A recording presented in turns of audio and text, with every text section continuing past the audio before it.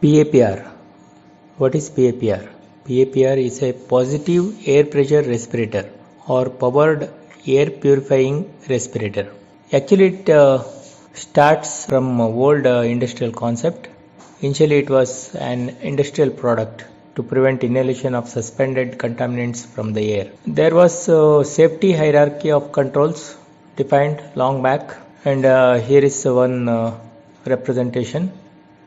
First step is elimination, substitution, isolation, engineering controls, administration, and last finally comes PPE.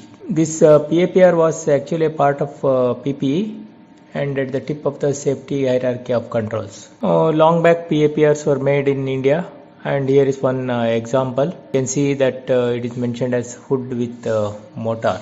According to CDC or NIOSH, there are 4 types of air purifying respirators. PAPR is the last one. First, filtering phase piece respirator. Next, elastomeric off phase piece respirator. Elastomeric full phase piece respirator. And finally comes powered air purifying respirator. Then, because of the pandemic, there is a lot of attention to PAPR. Actually, in good ideal hospital, you may not need PAPR. When you go to step-by-step control of hazards, by the time you reach the last step, you would have eliminated most of the risk. You actually see the word least effective on the left side of the column.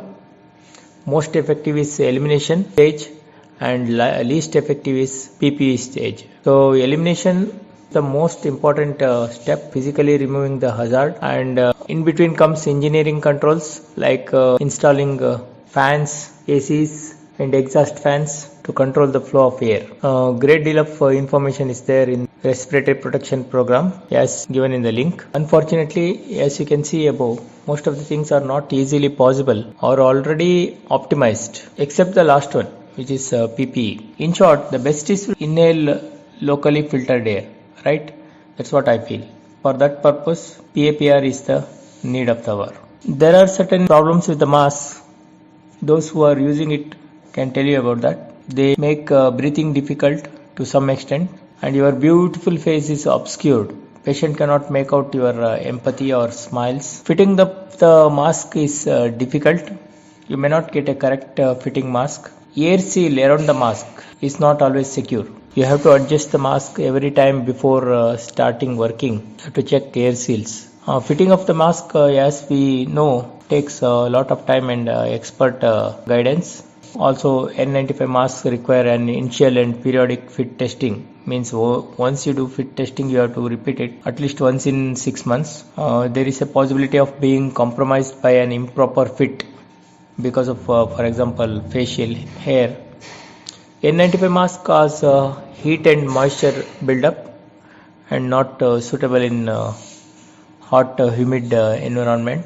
And there is a high cost of stocking different types and sizes of masks in a hospital setting where there are many employees. And there is potential for contamination due to exposed face and neck. Mask will cover the face, but it won't cover neck. There will be tendency to touch and adjust mask again and again, and some people may get allergy to various fibers in the mask, and some people get irritated skin because of elastic suspenders or because of fitting of the mask on the skin of the face. Apart from that, for me most important statement is hooded PAPR doesn't require fit testing. Neither do you need a seal testing. See, it applies to hooded PAPR. It doesn't apply to half mask or full mask PAPR. They require fit testing and seal testing every day. So CDC tells like this: loose fitting respirators such as PAPRs in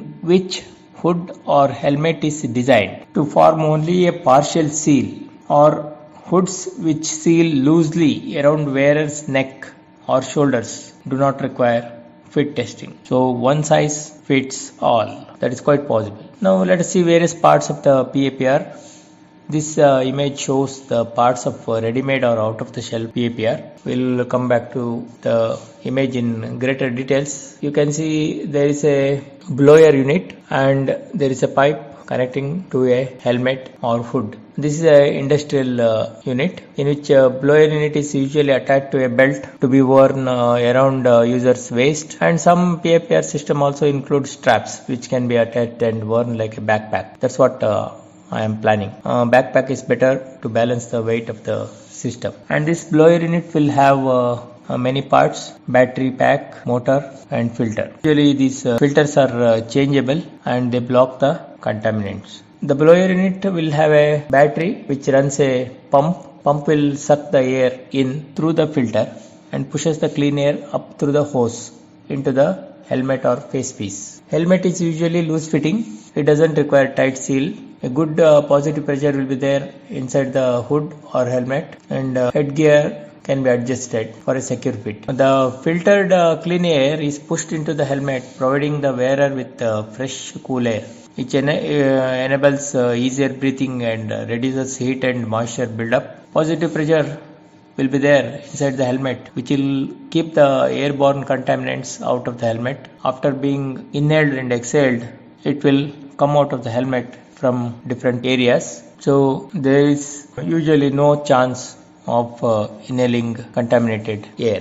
The filter is usually a HEPA filter, or in our case it is the N95 filter. The idea is hood should have a continuous positive pressure inside so that air escapes from inside out and outside air will never come into the hood. That is a simple logic and simple arrangement. There are certain advantages of using PAPR. PAPR reduces the spreading of the contaminants and shields your face. Splashes, etc. won't happen. Eliminates face touching. You will not be able to touch your face, and filters your air. These are the most important core uses of PAPR: reducing the spread of the disease, shielding your face, eliminating face touching, and filtering the air. You can see there are some very good appearing hoods in the market. These are certain ones, and of course they come with a good price. You can see in this last figure in which you can see the stethoscope inside the hood. How long can you use a respirator without changing the filter? Once opened and inserted to the machine, it may last up to 6 months. There are different systems, different PAPRs, and here is one very elegant one, $500. You can see how elegant and beautiful it looks.